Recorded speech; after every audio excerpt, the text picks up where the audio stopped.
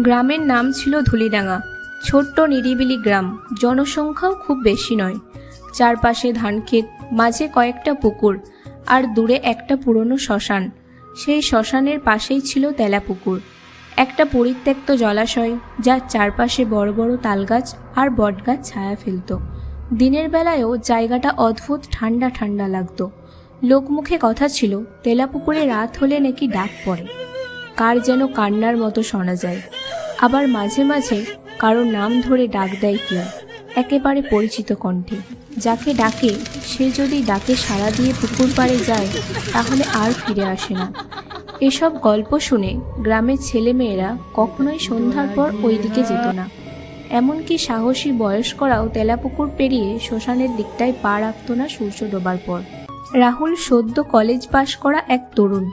শহর থেকে এসেছিল তার দাদুর বাড়ি ধুলিডাঙ্গায় ছুটি কাটাতে। শহুরে ছেলে, ভূতপ্রেত বিশ্বাস করত না মোটেই।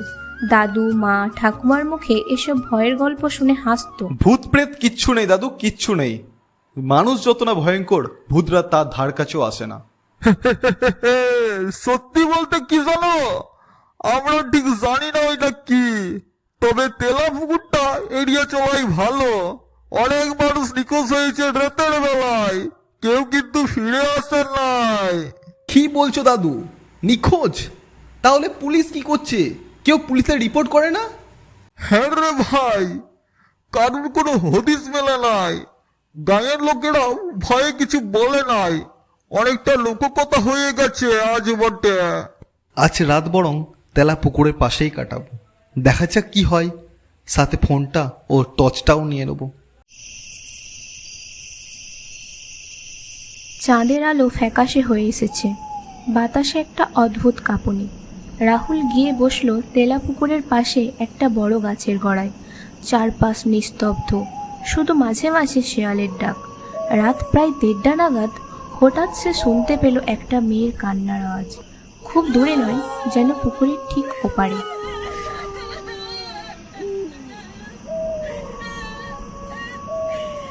সে ভাবল, এইটা নিশ্চয়ই কারোর কৃত্রিম কান্না।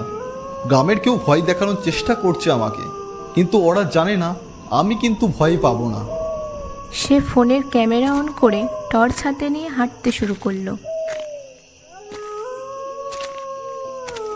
হঠাৎ তার নিজের নাম শুনতে পেল, রাহুল, রাহুল। সে থেমে গেল। কণ্ঠটা যেন তার মায়ের, কিন্তু তার মা তো শহরে। ভয় আর কৌতূহলের মাঝে দ্বিধায় পড়ে গেল সে। গোলা আবার এলো, এবার আরও কাছ থেকে। রাহুল, মা বলছি, আয় কাছে আয়। সে পেছন দিকে তাকালো, কিন্তু সেখানে কেবল একটা কালো ছায়া দাঁড়িয়ে আছে। না, একটা মানুষ না, মানুষ নয়, তার মুখ নেই। রাহুল দৌড়াতে শুরু করলো। পিছনে স্পষ্ট পায়ের শব্দ, হাওয়ায় তার নাম বারবার ভেসে আসছে অনেকগুলো কণ্ঠে। সে যত দৌড়ায় দেখে চারপাশের গাছ যেন নড়ে উঠছে, ঝোপে কারা যেন ফিসফিস করছে। এক পর্যায়ে তার সামনে এসে দাঁড়ালো একজন না, একজন নয়, সে নিজেই। রাহুল দাঁড়িয়ে আছে রাহুলের সামনে। তুই তো বিশ্বাস করিস না ভূত পেতে, তাহলে পালাচ্ছিস কেন? সত্যিকারে রাহুল চিৎকার ও দৌড়াতে চেষ্টা করলো, কিন্তু কোনো শব্দ বেরোলো না তার মুখ থেকে। ও ছুটতেও পারছে না। সে অনুভব করলো যেন একটা অদৃশ্য বল তার শরীরটা চেপে ধরেছে।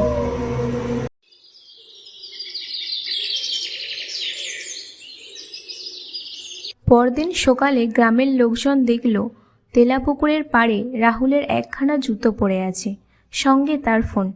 কিন্তু রাহুল নেই। ফোন চালিয়ে দেখা গেল ভিডিওতে তেলাপুকুরের ছবি, রাতের কান্না, গলার আওয়াজ, এমনকি ছায়ামূর্তির ঝলক। আর শেষ দিকে ক্যামেরা পড়ে গিয়ে একেবারে তেলাপুকুরের পানির দিকে তাকিয়ে থেমে যায়। আর কিছুই নেই। তখন গ্রামের একজন বৃদ্ধ লোক বলল, তেলাপুকুরে প্রথম ভয়ানক মৃত্যু হয়েছিল 1947 সালের এক রাতে। এক মেয়ে যার নাম মাধবী, তাকে ভুলিয়ে এনে পুকুরে ডুবিয়ে মারা হয়। তারপর থেকে প্রত্যেক বছর তার আত্মা কাউকে ডাকে একা পেলেই টেনে নিয়ে যায় জলের গভীরে। গ্রামের লোকেরা আবার আরও একবার তেলাপুকুরের পাশে মানত করে কেউ সন্ধ্যার পর ওই দিকে যাবে না। দাদু রাহুলের একটা ছবি রেখে দেন নিজের ঘরে, প্রার্থনা করেন প্রতিদিন। শহরে রাহুলের পরিবারও শেষমেশ মেনে নেয়, সে আর নেই। তবে রাতের বেলা মাঝে মধ্যে দাদু ঘরের জানালা দিয়ে বাইরে তাকালে দেখতে পান মাঠের ধারে হেঁটে যাচ্ছে এক ছেলে, গায়ে হালকা জ্যাকেট, পায়ে ছেঁড়া স্নিকার্স, খুব চেনা মুখ, কিন্তু সে আস্তে আস্তে অন্ধকারে মিলিয়ে যায়।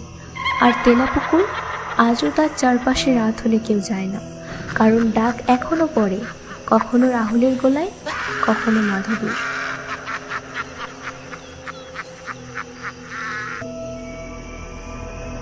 বন্ধুরা, আজকের প্রশ্ন হলো, রাহুল রাত কটার সময় শুনতে পেয়েছিল একটা মেয়ের কান্নার আওয়াজ?